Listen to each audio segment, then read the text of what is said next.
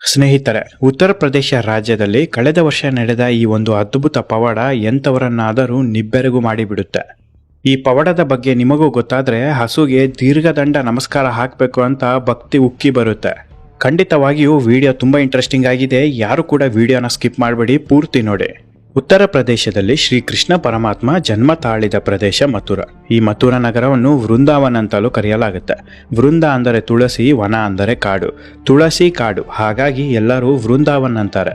ಭಾರತ ದೇಶದಲ್ಲಿ ಅತಿ ಹೆಚ್ಚು ಹಸುಗಳು ಇರುವ ನಗರ ಯಾವುದಪ್ಪ ಅಂದರೆ ಅದು ಬೇರೆ ಯಾವುದೂ ಅಲ್ಲ, ಉತ್ತರ ಪ್ರದೇಶದ ಮಥುರಾ ನಗರದಲ್ಲೇ. ಕೇವಲ ಒಂದು ನಗರದಲ್ಲಿ 106 ಹಸು ಆಶ್ರಯ ಕೇಂದ್ರಗಳಿದೆ.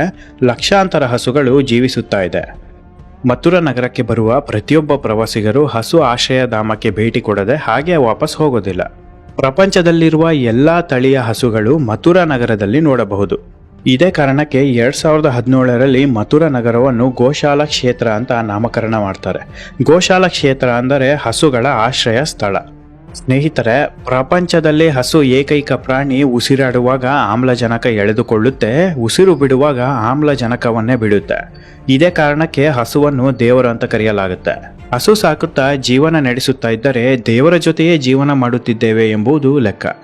ಸ್ನೇಹಿತರೆ, ಮಥುರಾ ನಗರದ ನಿವಾಸಿ ಬಂಗಾರದ ವ್ಯಾಪಾರಿ ಕಮಲೇಶ್ ಯಾದವ್ ಹೊಸ ಮನೆಯನ್ನು ನಿರ್ಮಾಣ ಮಾಡಿರ್ತಾರೆ. ಹೊಸ ಮನೆ ಗೃಹ ಪ್ರವೇಶಕ್ಕೆ ಒಳ ಬರಲು ಬಂದಿದ್ದ ಹಸು ಮತ್ತು ಕರು ಏನೇ ಮಾಡಿದರೂ ಒಳ ಬರೋದಿಲ್ಲ. ಹಸು ಮತ್ತು ಕರು ಒಂದು ಹೆಜ್ಜೆ ಕೂಡ ಮನೆ ಬಾಗಿಲು ಹೊಸಲು ಕೂಡ ಮುಟ್ಟೋದಿಲ್ಲ. ಹಸುವಿಗೆ ಇಷ್ಟವಾದ ಬೆಲ್ಲ ಹಾಕಿ ಒಂದು ಪಾತ್ರೆಯಲ್ಲಿ ಇಟ್ಟು ಹಸುವನ್ನು ಒಳ ಬರುವಂತೆ ಪ್ರಯತ್ನ ಪಡ್ತಾರೆ. ಆದರೆ ಯಾವುದೂ ಕೂಡ ವರ್ಕೌಟ್ ಆಗೋದಿಲ್ಲ. ಬೇರೆ ದಾರಿ ಇಲ್ಲದೆ ಬಂಗಾರದ ವ್ಯಾಪಾರಿ ಗೃಹ ಪ್ರವೇಶವನ್ನು ಸ್ಥಗಿತಗೊಳಿಸುತ್ತಾರೆ. ಹಸು ಕರು ವಾಪಸ್ ಕರೆದುಕೊಂಡು ಹೋಗುತ್ತಾರೆ. ಬಂಗಾರದ ವ್ಯಾಪಾರಿಯ ಮಗ ರಾಜೇಶ್ ತಿವಾರಿ ಹಸು ಜೀವಿಸುತ್ತಿದ್ದ ಜಾಗಕ್ಕೆ ಹೋಗಿ ಮಾಲೀಕನಿಗೆ ಪ್ರಶ್ನೆ ಕೇಳ್ತಾನೆ. ನಮ್ಮ ಹೊಸ ಮನೆ ಒಳಗೆ ಹಸು ಯಾಕೆ ಪ್ರವೇಶ ಮಾಡಲಿಲ್ಲ? ಈ ಹಸು ಎಲ್ಲ ಕಡೆ ಇದೇ ರೀತಿ ಮಾಡುತ್ತಾ ಅಂತ. ಇದಕ್ಕೆ ಹಸುವಿನ ಮಾಲೀಕ ಹೇಳ್ತಾನೆ, ನಾನು ಈ ಹಸುವನ್ನು ತುಂಬ ವರ್ಷದಿಂದ ಗೃಹ ಪ್ರವೇಶಕ್ಕೆ ಕರೆದುಕೊಂಡು ಹೋಗುತ್ತಾ ಇದ್ದೇನೆ. ಯಾವತ್ತೂ ಕೂಡ ಈ ರೀತಿ ಮಾಡಿಲ್ಲ. ನನಗೂ ಕೂಡ ನಿಜವಾಗಿಯೂ ಆಶ್ಚರ್ಯ ಆಗಿದೆ. ಇದಕ್ಕೆ ಕಾರಣ ಕೂಡ ಗೊತ್ತಾಗುತ್ತಿಲ್ಲ. ಮಾಲೀಕನ ಈ ಉತ್ತರ ಕೇಳಿದ ರಾಜೇಶನಿಗೆ ಏನು ಮಾಡಬೇಕು ಅಂತ ಗೊತ್ತಾಗದೆ ಸುಮ್ಮನೆ ವಾಪಸ್ ಹೋಗ್ತಾನೆ. ಈ ಘಟನೆ ಆಗಿ 2 ದಿನದ ನಂತರ ಹಸು ಕರು ಬೇರೆ ಮನೆ ಗೃಹ ಪ್ರವೇಶಕ್ಕೆ ಬಂದು ಯಾವುದೇ ಅಡೆತಡೆ ಇಲ್ಲದೆ ಮನೆ ಒಳಗೆ ಹೋಗಿ ಹೊರಗಡೆ ಬರುತ್ತೆ. ಇದನ್ನು ಬಂಗಾರದ ಅಂಗಡಿಯ ವ್ಯಾಪಾರಿಯ ಮಗ ರಾಜೇಶ್ ತಿವಾರಿ ಕೂಡ ಗಮನಿಸುತ್ತಾರೆ. 2 ತಿಂಗಳ ಬಳಿಕ ಮತ್ತೆ ಗೃಹ ಪ್ರವೇಶದ ದಿನಾಂಕ ನಿಗದಿ ಆಗುತ್ತೆ. ಈ ಬಾರಿ ಬೇರೆಯವರಿಂದ ಹಸು ಕರು ತರಿಸಿಕೊಳ್ತಾರೆ. ಒಂದು ಆಶ್ಚರ್ಯಪಡಿಸುವಂತಹ ವಿಚಾರ ಏನಪ್ಪಾ ಅಂದರೆ ಹೊಸದಾಗಿ ಬಂದ ಹಸು ಕರು ಕೂಡ ಮನೆ ಒಳಗೆ ಬರಲು ನಿರಾಕರಿಸುತ್ತೆ. ಎಷ್ಟೇ ಶತ ಪ್ರಯತ್ನ ಪಟ್ಟರೂ ಹಸು ಮನೆ ಒಳಗೆ ಬರೋದೇ ಇಲ್ಲ. ಕಮಲೇಶ್ ತಿವಾರಿಗೆ ತಲೆ ಕೆಟ್ಟು ಹೋಗುತ್ತೆ. ಹೊಸ ಮನೇನು ಬೇಡ, ಏನು ಬೇಡ ಅಂತ ನಿರ್ಧಾರ ಮಾಡಿ ಮನೆಯನ್ನು ಮಾರಾಟಕ್ಕೆ ಇಟ್ಟು ಬಿಡ್ತಾನೆ. ಆದರೆ ಕಮಲೇಶ್ ತಿವಾರಿಯ ಮಗ ರಾಜೇಶ್ ತಿವಾರಿಗೆ ಇನ್ನೂ ಕುತೂಹಲ ಹೆಚ್ಚಾಗುತ್ತೆ. ಹಸು ಮನೆ ಒಳಗೆ ಬಾರದ ಕಾರಣ ಪತ್ತೆ ಹಚ್ಚಲು ಪಣ ತೊಡುತ್ತಾನೆ. ಹಸುವಿನ ಬಗ್ಗೆ ಸಂಪೂರ್ಣವಾಗಿ ತಿಳಿದುಕೊಳ್ಳಲು ವಾರಣಾಸಿಗೆ ಹೋಗ್ತಾರೆ. ವಾರಣಾಸಿಗೂ ಹಸುವಿಗೂ ಏನು ಸಂಬಂಧ ಅಂತ ನೀವು ಯೋಚಿಸುತ್ತಾ ಇದ್ದೀರಾ? ಖಂಡಿತವಾಗಿಯೂ ಸಂಬಂಧ ಇದೆ. ಸ್ನೇಹಿತರೆ, ಸಾವಿರಾರು ವರ್ಷಗಳ ಹಿಂದೆ ಭೂಮಿ ಮೇಲೆ ಇದ್ದ ಸಪ್ತಶ್ರೀ ಎಂಬ ಋಷಿಮುನಿಗಳು ತಮ್ಮ ಕೈಯಾರೆ ಹಸುವಿನ ಚರಿತ್ರೆಯನ್ನು ಬರೆದಿದ್ದಾರೆ. ಈ ಋಷಿಮುನಿಗಳು ಬರೆದಿರುವ ಈ ಪುಸ್ತಕದ ಒಂದು ಕಾಪಿ ವಾರಣಾಸಿಯ ಗ್ರಂಥಾಲಯದಲ್ಲಿ ಇದೆ. ಈ ಪುಸ್ತಕ ಓದಿದರೆ ಏನಾದರೂ ಒಂದು ವಿಚಾರ ಖಂಡಿತವಾಗಿಯೂ ತಿಳಿಯಬಹುದು ಅಂತ ಯೋಚನೆ ಮಾಡಿ ವಾರಣಾಸಿಗೆ ಬಂದು ಈ ಪುಸ್ತಕವನ್ನು ಸಂಪೂರ್ಣವಾಗಿ ಓದುತ್ತಾನೆ. ವಾರಣಾಸಿ ಕೂಡ ಉತ್ತರ ಪ್ರದೇಶ ರಾಜ್ಯದ ಮಥುರಾ ನಗರದ ಹತ್ತಿರದಲ್ಲೇ ಇರೋದ್ರಿಂದ ಮಥುರಾ ನಗರದಿಂದ ವಾರಣಾಸಿಗೆ ಸಾಕಷ್ಟು ಜನ ಪ್ರತಿದಿನ ಬರ್ತಾರೆ. ಋಷಿಮುನಿಗಳು ಬರೆದಿರುವ ಈ ಪುಸ್ತಕದಲ್ಲಿ ಹಸುವಿನ ಬಗ್ಗೆ ಸಾಕಷ್ಟು ಮಾಹಿತಿ ರಾಜೇಶ್ ತಿವಾರಿಗೆ ಗೊತ್ತಾಗುತ್ತೆ. ಹಸುಗಳು ಒಂದಿಷ್ಟು ಪ್ರದೇಶಕ್ಕೆ ಬರೋದಿಲ್ಲ. ಅದು ಯಾವುದಪ್ಪ ಅಂದರೆ ಮಾಟ ಮಂತ್ರ ಮಾಡಿರುವ ಜಾಗಗಳು, ರಕ್ತಪಾತ ಆಗಿರುವ ಪ್ರದೇಶಗಳು ಮತ್ತು ಅಹಿತಕರ ಘಟನೆಗಳು ನಡೆಯುತ್ತಿರುವ ಜಾಗಕ್ಕೆ ಹಸುಗಳು ಪ್ರವೇಶ ಮಾಡೋದನ್ನ ನಿರಾಕರಿಸುತ್ತೆ ಅಂತ ಪುಸ್ತಕದಲ್ಲಿ ಬರೆದಿದ್ದಾರೆ. ಪುಸ್ತಕವನ್ನು ಓದಿದ ಮೇಲೆ ಮಥುರಾ ನಗರದ ಹೊಸ ಮನೆಗೆ ಹೋಗ್ತಾರೆ. ನಂತರ ರಾಜೇಶ್ ತಿವಾರಿ ಅವರು ಮನೆಯ ಮೂಲೆ ಮೂಲೆಯಲ್ಲೂ ಪರಿಶೀಲಿಸ್ತಾರೆ ಏನಾದರೂ ಸಿಗಬಹುದು ಅಂತ. ಆದರೆ ಮನೆಯಲ್ಲಿ ಏನು ಕೂಡ ಸಿಗೋದಿಲ್ಲ. ಮನೆ ಹಿಂಬದಿ ಇರುವ ಸ್ಟೋರೇಜ್ ರೂಮಲ್ಲಿ ಪರಿಶೀಲಿಸಿದಾಗ ಕೆಜಿಗಟ್ಟಲೆ ಹೆರಾಯಿನ್ ಮತ್ತು ಕೊಕೈನ್ ಬಾಕ್ಸ್ಗಳು ಕಂಡುಬರುತ್ತೆ. ತಕ್ಷಣ ರಾಜೇಶ್ ಅವರು ಪೊಲೀಸರಿಗೆ ಇನ್ಫಾರ್ಮ್ ಮಾಡ್ತಾರೆ. ಪೊಲೀಸ್ ಅಧಿಕಾರಿಗಳು ಡ್ರಗ್ಸ್ ಸೀಸ್ ಮಾಡಿ ಇನ್ವೆಸ್ಟಿಗೇಷನ್ ಆರಂಭ ಮಾಡ್ತಾರೆ.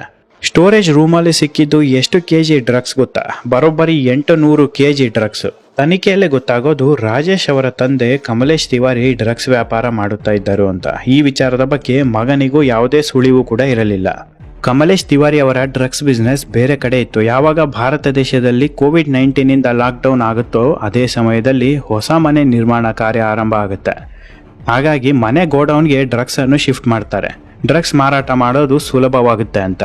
ತಂದೆಯ ಡ್ರಗ್ಸ್ ಬಿಸ್ನೆಸ್ ರಾಜೇಶ್ ತಿವಾರಿಗೆ ಗೊತ್ತಿರಲಿಲ್ಲ. ರಾಜೇಶ್ ಅವರು ಅಮೆರಿಕದಲ್ಲಿ ವ್ಯಾಸಂಗ ಮಾಡುತ್ತಾ ಇದ್ದರು.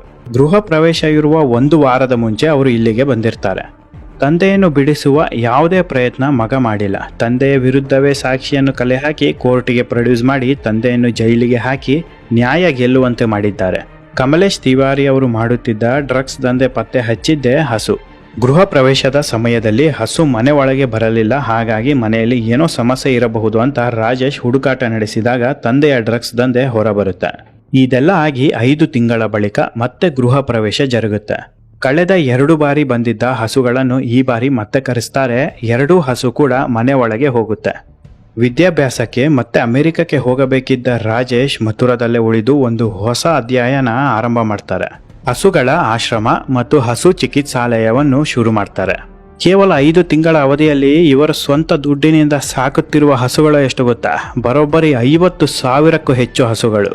ಅಷ್ಟೇ ಅಲ್ಲದೆ ಸಾವಿರಾರು ಹಸುಗಳಿಗೆ ಚಿಕಿತ್ಸೆ ಕೊಟ್ಟು ಜೀವ ಉಳಿಸಿದ್ದಾರೆ. ಪ್ರತಿದಿನ ರಾಜೇಶ್ ಅವರ ಹಸು ಸಾಕಾಣಿಕೆ ಕೇಂದ್ರ ತುಂಬಾ ದೊಡ್ಡದಾಗಿ ಬೆಳೆಯುತ್ತಾ ಇದೆ. ರಾಜೇಶ್ ಅವರು ತಮ್ಮ ಕೈಯಾರೆ ಜೋ ಗಾಯ್ ಮೇ ದೇಖಾತ ಎಂಬ ಪುಸ್ತಕವನ್ನು ಬರೆದು ಬಿಡುಗಡೆ ಮಾಡಿದ್ದಾರೆ. ನಾನು ವಿಡಿಯೋದಲ್ಲಿ ಹೇಳಿದ ಎಲ್ಲಾ ಮಾಹಿತಿಯು ಪುಸ್ತಕದಲ್ಲಿ ಇದೆ. ಸಾಕಷ್ಟು ಬುಕ್ ಸ್ಟಾಲ್ ಅಲ್ಲಿ ಈ ಪುಸ್ತಕ ಲಭ್ಯ ಇರುತ್ತೆ. ನೀವು ಕೂಡ ಖರೀದಿ ಮಾಡಿ ಓದಬಹುದು.